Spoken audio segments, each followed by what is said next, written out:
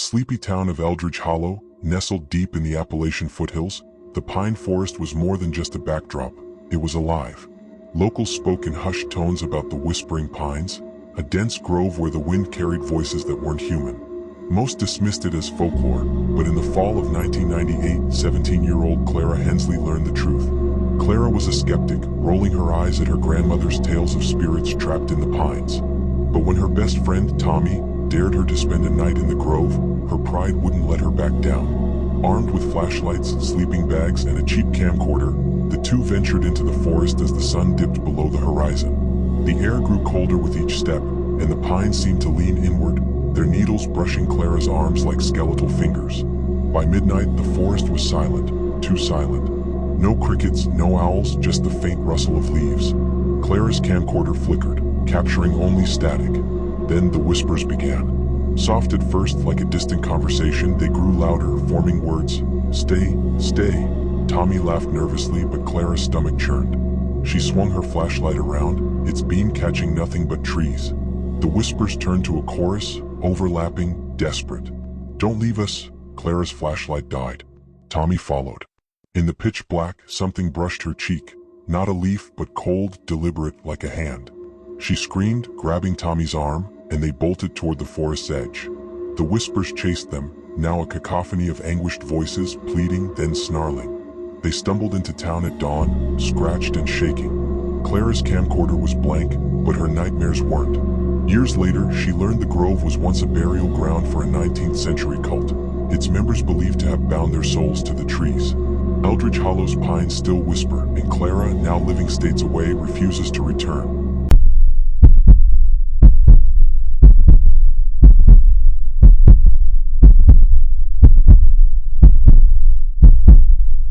Willow Creek, a farming hamlet in Nebraska, was the kind of place where everyone knew everyone. But in the summer of 2003, a stranger came to town, or so the residents thought. They called him the Lantern Man, a figure seen wandering the cornfields at night, his old-fashioned lantern casting an eerie green glow.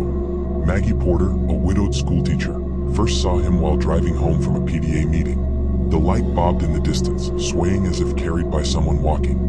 Curious, she slowed her car, but the figure vanished.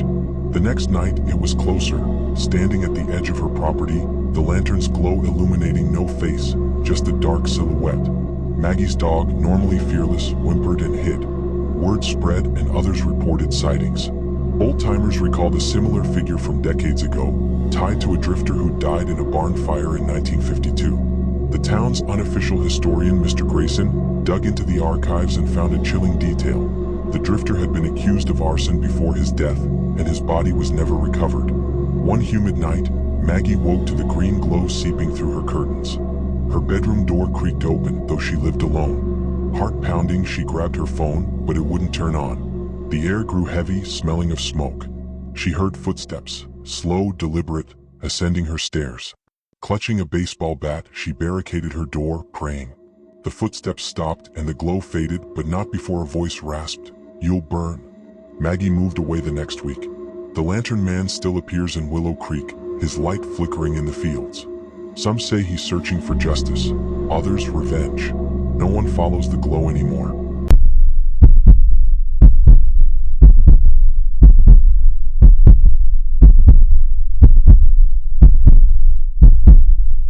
Blackthorn, a coastal Maine village, was proud of its history, especially the old stone well in the town square. Built in 1720, it was said to grant wishes, until 1987 when 12-year-old Emily Carver vanished. The official report claimed she'd run away, but locals knew better. Emily had been obsessed with the well, whispering her secrets into its depths. Decades later, in 2015, journalist Rachel and Gwynn visited Blackthorn to investigate Emily's case for a podcast. The townsfolk were cagey, avoiding her questions about the well.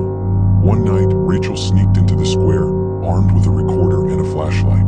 She leaned over the well's edge, her voice echoing as she called Emily's name. The air grew frigid and her flashlight flickered. Then she saw it, a shadow at the bottom, humanoid but wrong, its limbs too long, its head tilted unnaturally. Rachel's recorder caught a faint whisper, "Help me." She stumbled back, heart racing as the shadow began to climb, its fingers scraping the stone. She ran, not stopping until she reached her car. The next day, she returned bottom dry and unremarkable. Her recording, though, held the whisper, and something else, a low, guttural laugh. Rachel's podcast episode aired, drawing tourists to Blackthorn. Some claimed to see the shadow, others heard the laugh.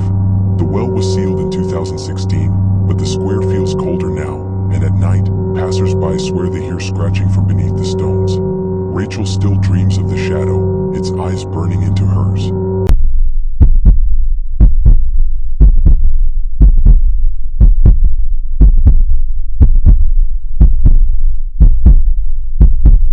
In the Ozark town of Milford, St. Agnes Church was a relic, its stained glass windows cracked but beautiful.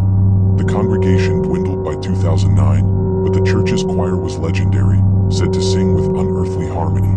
When 24-year-old Ethan Ward, a music student, arrived to study the choir's hymns, he found the church abandoned, or so he thought. Ethan set up his equipment in the empty pews, recording the silence. At midnight, the organ hummed to life, though its pipes were rusted and unplayable.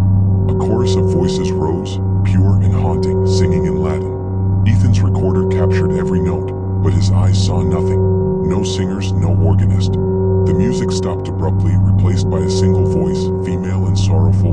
"Why did you come?" Terrified, Ethan fled, but the voice followed, echoing in his car, his motel room, his head. He researched the church's history and uncovered a tragedy. In 1947, the choir, all women, perished in a fire during a midnight mass. Their bodies were never found, and the church was rebuilt over the ashes. Ethan returned to St. Agnes, desperate to understand.